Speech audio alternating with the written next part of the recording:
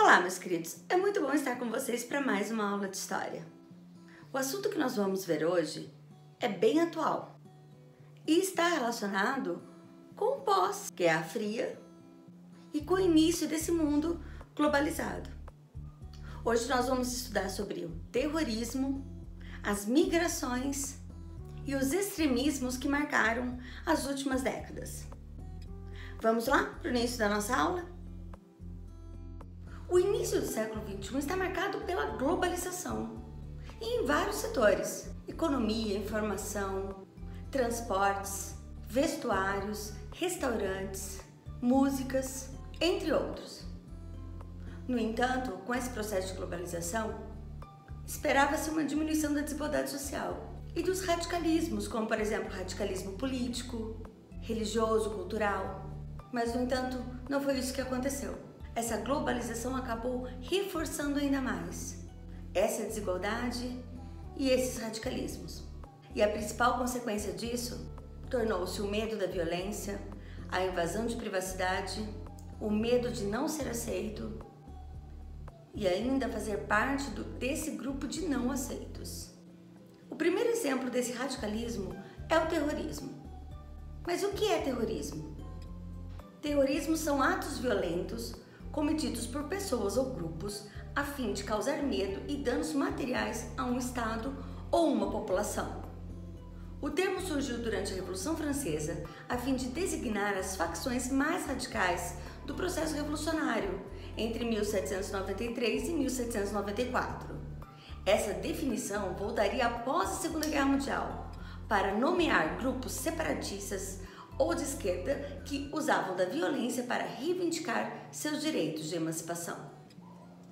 A partir de 1970, esses casos aumentam mais, pois as guerras tradicionais deram lugar a essas ações terroristas, que são praticadas por grupos, principalmente políticos, que desejam defender ou destacar as suas causas. No final do século XX e início do século XXI, o terrorismo passa a ser caracterizado pela sua extrema violência, pois passa a voltar-se contra pessoas comuns e que não têm relação direta com a sua causa. Entre as principais ações terroristas que aconteceram nesse período, nós podemos destacar que elas foram praticadas contra o Estado ou por defesa dele, e também por questões nacionais e internacionais. Entre as ações terroristas mais marcantes, podemos destacar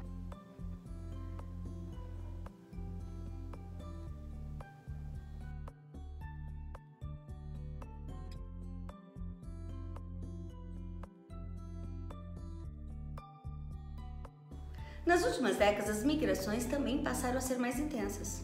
E você sabe o que é migração? Migração é o deslocamento de pessoas de uma determinada cidade, estado ou país, sendo uma migração internacional, para outro local. A migração não é um fenômeno que surgiu na atualidade. Na verdade, as migrações sempre ocorreram no decorrer da nossa história, principalmente devido a guerras, violência e falta de condições de sobrevivência. Eu trouxe para vocês alguns exemplos de migrações que estão acontecendo na atualidade. Os sírios fugindo da violência devido à guerra civil que está acontecendo no seu país. Os mexicanos fugindo da violência causada pelo tráfico de drogas e pela pobreza. Os haitianos que fogem da destruição causada pelo terremoto. Os africanos que fogem da fome dos grupos extremistas que atuam em diversas partes do continente. E as imagens que eu trouxe agora são bem marcantes.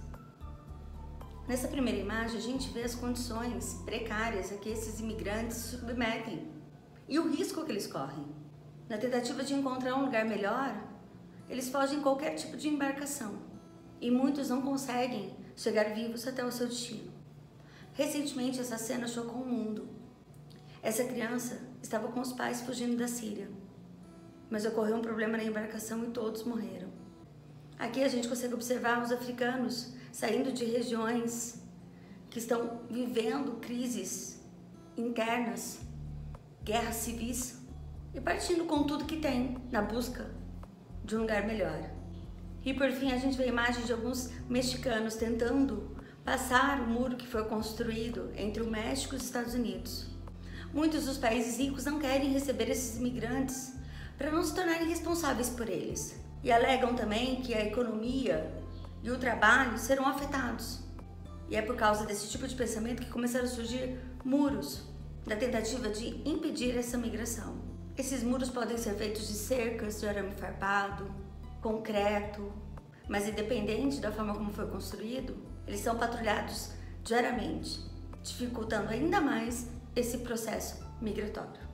Assim, os países alvos desses movimentos migratórios defendem as medidas impostas, alertando para o perigo econômico, para a possibilidade do terrorismo, para a estranheza da língua, dos costumes e da religião que vão destruir a cultura nacional. Um outro ponto muito presente no século XXI é a xenofobia. Xenofobia é a valorização de tudo que é relativo à nação, ou a tudo que é nacional. Por esse motivo, a xenofobia pode ser definida como a aversão ou a hostilidade a indivíduos estrangeiros, ou seja, pessoas que têm características físicas, étnicas ou culturais diferentes das características consideradas nacionais. Dessa forma, a gente pode dizer que o nacionalismo, a xenofobia e o racismo se entrelaçam, formando características de sociedades fanáticas ou extremistas. Então, como a gente pode ver, uma característica marcante da xenofobia é o racismo. E ao contrário de todos os avanços da biologia, que mostram que os seres humanos são iguais, ainda existem grupos que defendem a superioridade de uma raça. E isso porque o termo raça já nem é mais utilizado para distinção entre os seres humanos. O racismo também não é algo atual, ele tem as suas raízes históricas. Desde o século XV, quando foi utilizada a mão de obra escrava negra para trabalhar aqui nas colônias americanas. No entanto, a partir do século XIX e século XX, ele aderiu a um status de teoria, ou seja, passou a ser justificado cientificamente. O darwinismo social, que foi utilizado para o processo imperialista. No caso da América, que, como eu já havia dito, utilizou a mão de obra escrava no século XV, o racismo sempre esteve presente e está presente até hoje. Apesar de campanhas de mobilizações e até de ser considerado crime, a prática ainda é muito comum. E isso ocorre porque uma nação ou um povo se acha superior ao outro. Um exemplo disso foi o nazismo e a teoria do espaço vital e da raça superior alemã, a raça ariana, imposta por Hitler. E isso foi tão forte que Hitler não só determinou quem era considerado alemão pelas suas características físicas e por sua origem, mas também ele decretou a morte de todos os outros. Mas aí você pode me falar, professora, mas o nazismo já acabou, foi em 1945, com o fim da guerra. Infelizmente não. No final do século XX surgiram os neonazistas, que continuavam a pregar a superioridade dos brancos, a inferioridade das outras etnias e a negar o Holocausto. E esse radicalismo que cresce no mundo só faz surgir mais grupos neonazistas. Um outro grupo também racista e que marcou a história dos Estados Unidos foi a Ku Klux Klan, que foi um grupo segregacionista que tinha entre seus objetivos pregar a supremacia ariana e a perseguição a negros, indígenas, judeus, asiáticos, entre outros. E apesar dos Estados Unidos já ter eleito um presidente negro, Barack Obama, esse grupo ainda existe e atua em diversas partes do país. Mas o pior de tudo é que essas teorias supremacistas não se justificam pela ciência ou sequer por um mínimo de observação mais atenta. E o racismo no Brasil? Também existe. Apesar de sermos considerados como uma sociedade cordial, pessoas sempre muito bem-humoradas, simpáticas, não tem como negar que a escravidão deixou sequelas, e sequelas profundas em nossa história e nas nossas relações sociais. É fato afirmar que a sociedade brasileira nunca foi justa para todos, e muito menos igual em oportunidades. Negros, indígenas e mestiços sempre sofreram com a discriminação. Com a nova república, essas questões passaram a fazer parte dos debates políticos, principalmente com o restabelecimento da democracia a partir de 1985 e com a Constituição em 1988, permitindo que afro-brasileiros e indígenas conquistassem um pouco do que lutavam há muito tempo, que é o respeito pela sua história, pelas suas origens e os seus direitos como cidadãos brasileiros. No final do século XX, começo do século XXI, muito se avançou no estudo da pobreza endêmica, das condições de vida dos negros, dos indígenas, das populações rurais, das mulheres, dos jovens e etc. Nas últimas décadas foram tomadas várias medidas contra o racismo no Brasil. Entre elas podemos destacar campanhas de conscientização que visam uma sociedade mais justa para todos e que também tem por objetivo um novo olhar sobre os problemas da desigualdade social, da discriminação, do racismo e da xenofobia. Além disso, racismo e xenofobia são crimes tipificados na Constituição brasileira, com penas previstas de 2 a 5 anos de cadeia. E isso vale para qualquer pessoa que cometer discriminação ou preconceito de raça, cor, etnia, religião ou procedência sexual. Dessa forma, podemos afirmar: racismo é crime no Brasil. Mas, infelizmente, nem todos são punidos. Muitas das pessoas agredidas não têm coragem de denunciar e ainda existem muitos casos que ficam impunes, permitindo que isso ocorra com frequência ainda no nosso território.